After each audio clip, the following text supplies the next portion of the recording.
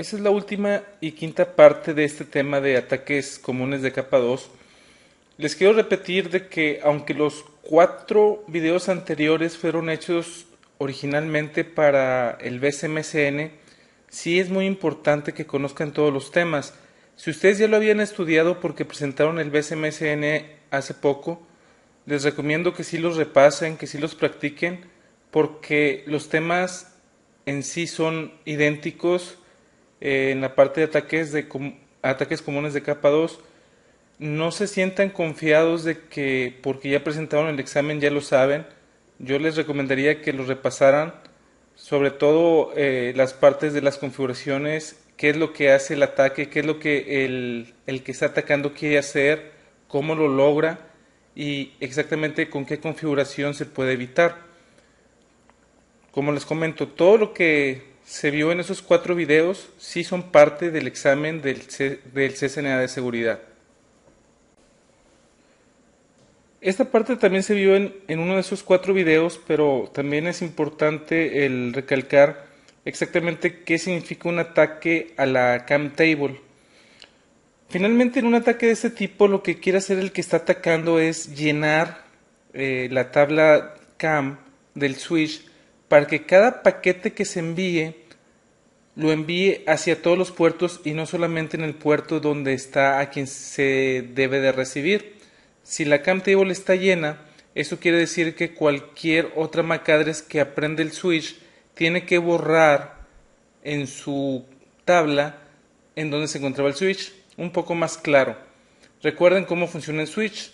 El switch va aprendiendo las MAC address y sabe en qué interfaces están, pero finalmente esa tabla es de tamaño finito y si se llena va a tener que perder información de ese tipo, de qué MAC address está en qué interfase, y entonces si recibe un paquete y no sabe en qué interfase está, lo que va a hacer es enviar ese frame hacia todos los puertos.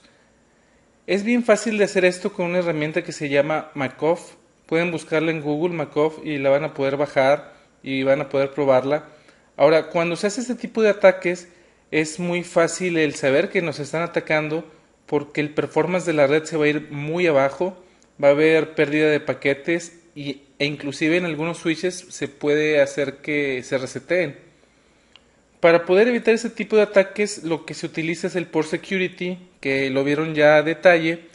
Eso es la manera ideal y la única manera en que se puede hacer que ese tipo de ataques no aparezca.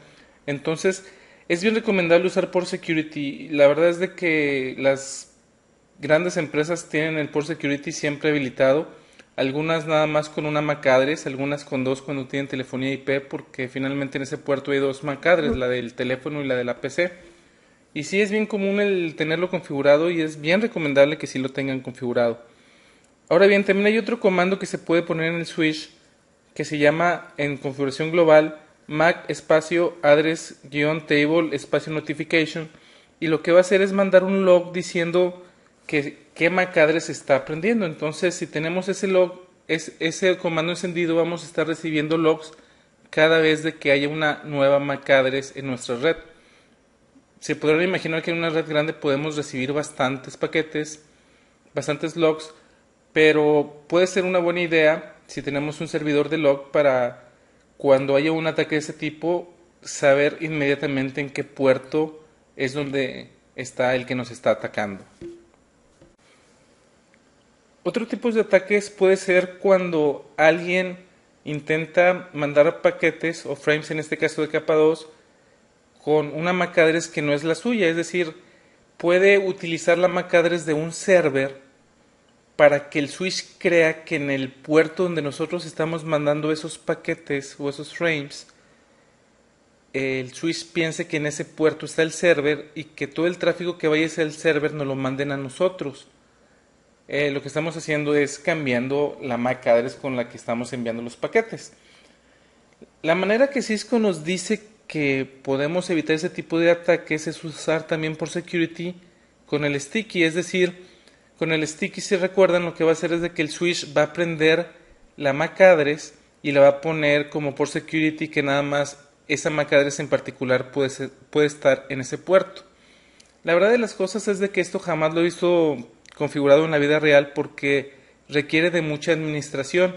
Aquí estamos suponiendo que quien se conecte en un puerto nunca se va a conectar en otro puerto y que en ese puerto en particular nada más va a estar esa PC siempre.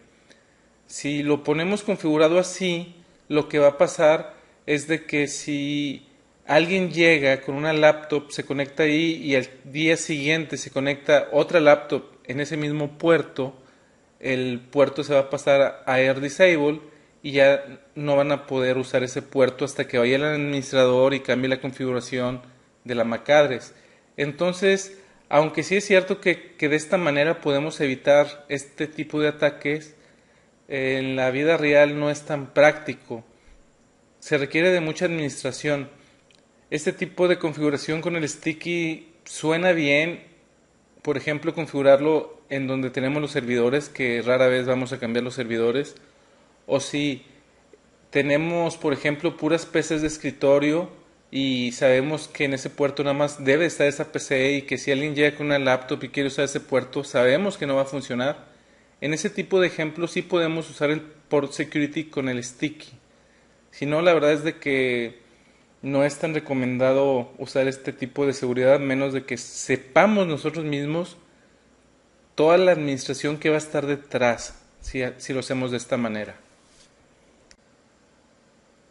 Ya les he comentado varias veces de que un puerto se puede configurar de modo span, y lo que significa el modo span es de que ese puerto va a estar recibiendo tráfico de otros puertos.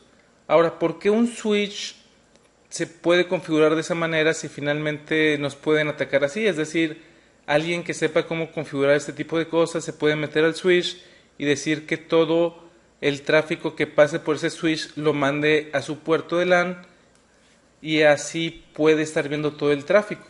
Bueno, la verdad de las cosas es de que en la red a veces se requiere de configurar puertos span. Los ejemplos comunes es cuando tenemos un IDS. Cuando veamos la parte de IPS vamos a ver lo que es un IDS y un IPS, pero básicamente lo que es un appliance que recibe todo el tráfico de la red y lo analiza. También podemos poner sniffers que nos pueden ser de mucha utilidad cuando estamos haciendo troubleshooting de la red, y hay algunos appliances que también lo utilizan como el WebSense. Entonces es un hecho que un switch debe de podérsele poner puertos de spam para ese tipo de cosas, pero claro que los que saben pueden usarlo para hacer cosas malas en la red. Vamos a entrar a un switch y vamos a configurar un puerto como spam para ver qué configuración es. Van a ver que es muy sencilla. Este es un switch de capa 2. Nos vamos a ir a configuración global y el comando es monitor session y después nos va a pedir un número. Después nos va a decir si es el destino o la fuente. La fuente va a ser lo que queremos monitorear, entonces le podemos poner source y nos va a preguntar la interfase, y por ejemplo queremos monitorear todo lo que pase por la interfase fase Ethernet 01. Este comando está diciendo quiero monitorear todo lo que pase por la interfase fase Ethernet 01. El comando para decir dónde vamos a estar recibiendo ese tráfico es igual con el monitor session. Tenemos que usar el mismo número y aquí en lugar de source le vamos a poner destination, y supongamos que en la interfase fase Ethernet 02 vamos a tener un sniffer o vamos a tener el WebSense o vamos a tener un IDS. Entonces básicamente es un comando para decirle qué tráfico queremos monitorear y el otro comando el decir en qué interfase lo vamos a estar monitoreando. Entonces en la fase Ethernet 02 vamos a estar recibiendo todo el tráfico que se envíe y se reciba por la fase Ethernet 01. El que esté conectado en la fase Ethernet 01 ni cuenta se va a dar que en la fase Ethernet 02 todo su tráfico también está pasando por ahí, se está mandando ahí.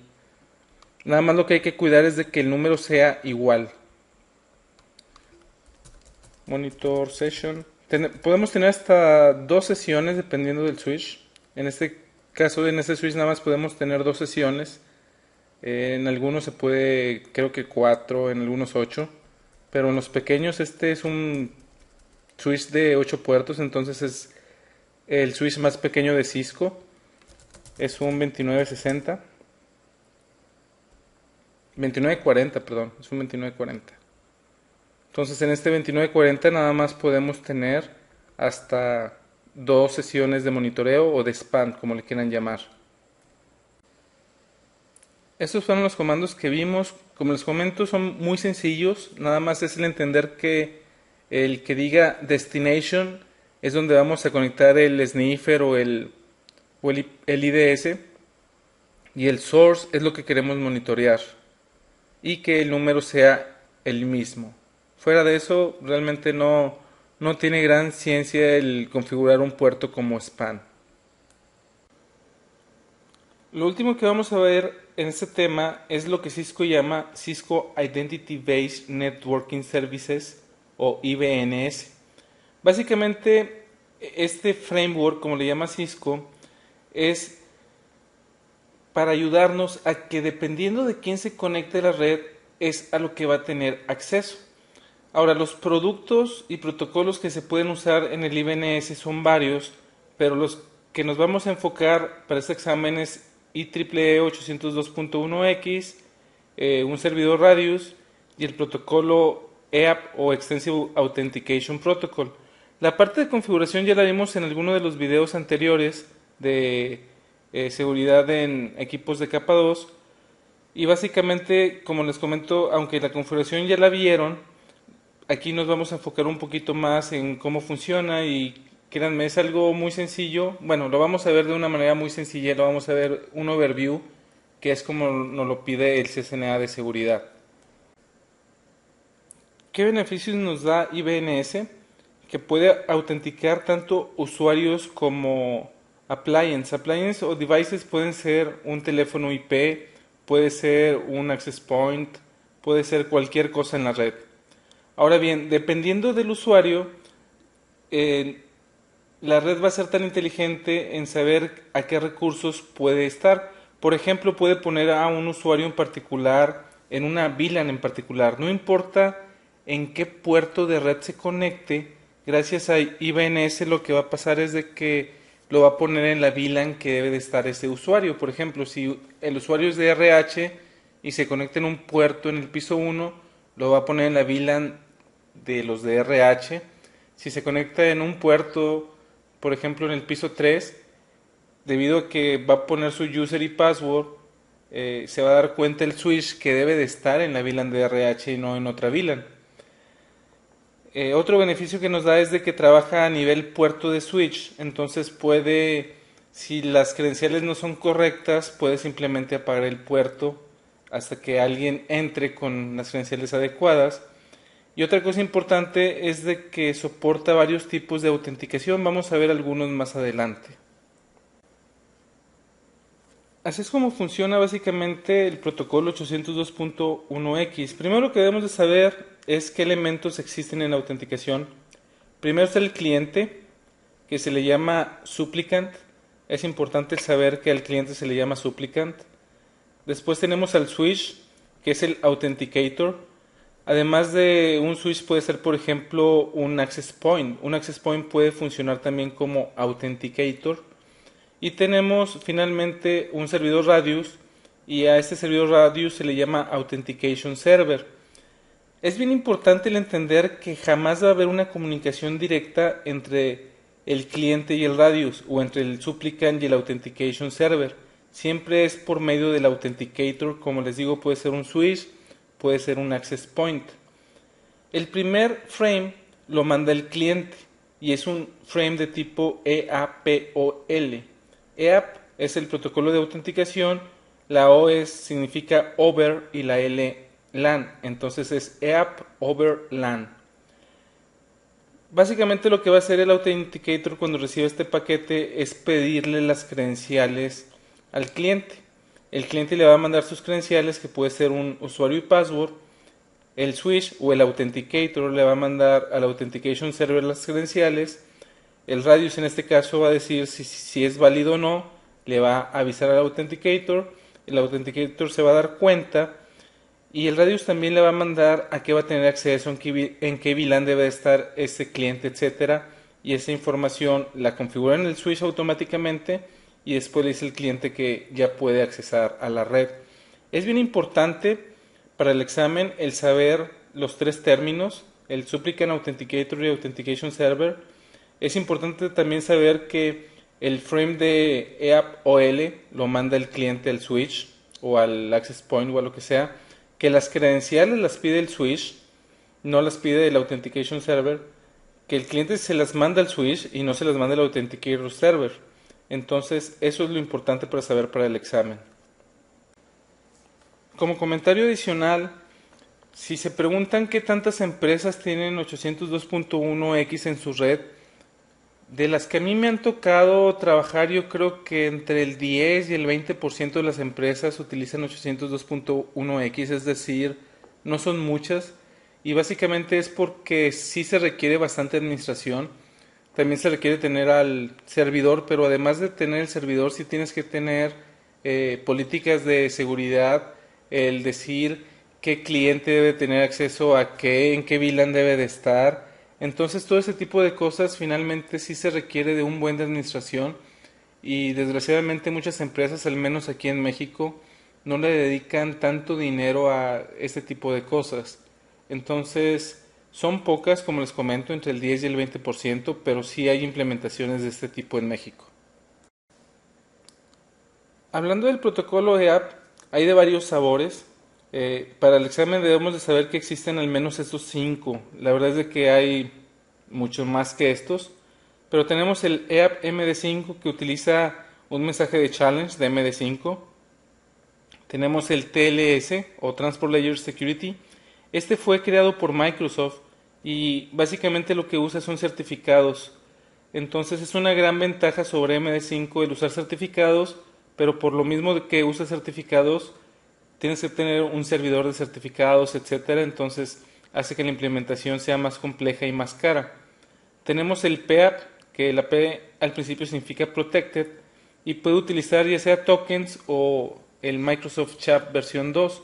Tokens se refiere a, no sé si les ha tocado que cuando tienen banca por internet ponen su user, su password y después tienen que usar un aparatejo que les da el banco que les da un número dinámico, ese es un token. Pero la verdad de las cosas es que en la vida real, hablando de redes, es muy raro ver el uso de tokens para este tipo de implementaciones porque es muy caro, tienes que tener un token por cada cliente. Entonces cuando se usa PEA por lo general se utiliza con Microsoft Chat versión 2.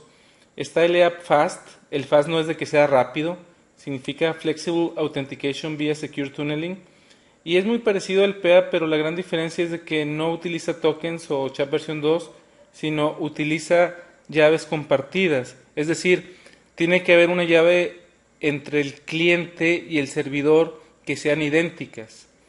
Y finalmente tenemos LEAP, L significa lightweight y eso quiere decir de que no vamos a tener tantas cosas, es un protocolo más ligero y básicamente lo que nos va a pedir es un usuario y un password. Ahora esa implementación es bien común verla en redes inalámbricas. Con esto finalmente concluimos esta parte de seguridad en elementos de capa 2. Les vuelvo a decir, es importante que aunque ya hayan presentado el BSMSN, repasen todo lo que ya se vio ahí. Los temas son idénticos, es decir, el CCNA de seguridad sí nos pide saber por security, sí nos pide saber DAI, sí nos pide saber DHCP snooping, sí nos pide saber cómo proteger el spanning tree. Todo ese tipo de cosas también son parte del examen de CCNA de seguridad. Especulando un poco y a lo mejor si compran este curso mucho después de que salió a la venta, el BSMSN está por cambiar, estamos ahorita en octubre y probablemente en noviembre vaya Cisco a anunciar que cambie el BSMSN. No sería una sorpresa que quite la parte de seguridad en capa 2 sabiendo que ya está el CCNA de seguridad cubriendo esa parte.